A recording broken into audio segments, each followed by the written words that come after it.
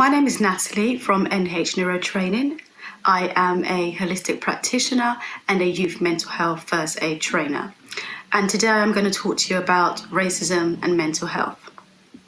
So we collectively witnessed the death of George Floyd, which triggered feelings of distress and anger for many.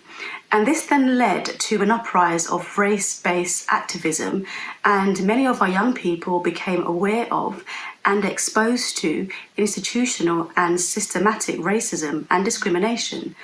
This caused feelings of distress and anxiety for many of our young people, and it triggered the realization that this could be me, this could be my dad, my cousin, my brother, my friend. So explicit exposure to traumatic events, especially ones where it includes factors that are out of your control, such as race, can be extremely detrimental to our young people's mental health.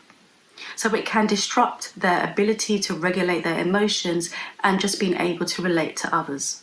So in a classroom setting, the effects of trauma due to racism can lead to disruptive and challenging behaviours, which then leads to reduced time in lessons, reduced learning, exclusions, and lower academic achievements. It may often appear that a young person is not interested or does not want to engage in a lesson. However, if we get to the underlying root of what's really going on, we will discover that there has been a traumatic experience that is taking priority. So trauma is an emotional shock with a lasting effect. Trauma isn't the event itself, but rather the effects that reside in the nervous system. So traumatic events due to racism may make our young people internalize the negative stereotypes. This then leads to feelings of low self-esteem, low self-worth, low self-confidence, low mood, anxiety, depression, and also symptoms of post-traumatic stress disorder. And this can include intrusive recollections, hypervigilance, lack of interest, low mood. And it can also include vivid nightmares, which then disrupts the sleeping patterns, which has a knock-on effect on their ability to concentrate and focus in lessons the next day. And it also can include flashbacks, not just of the traumatic event, but of the upsetting times that they also experience prejudice due to their race. So as professionals, we must ask ourselves, how will and how does and how can this traumatic experience affect our young people's behaviour? And then how will it impact their access to the curriculum?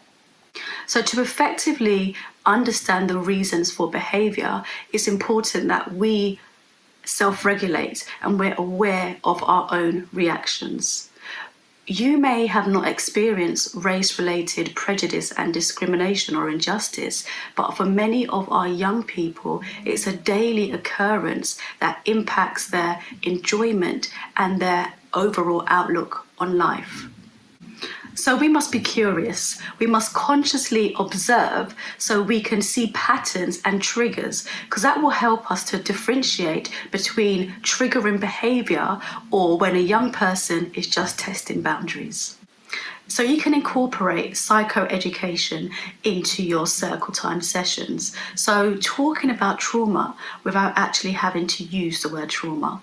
So having conversations and discussions around empathy and embracing differences and just fostering a safe space for young people to talk, which is inclusive and it's focused on respect and equality and support. Just letting young people know that you understand.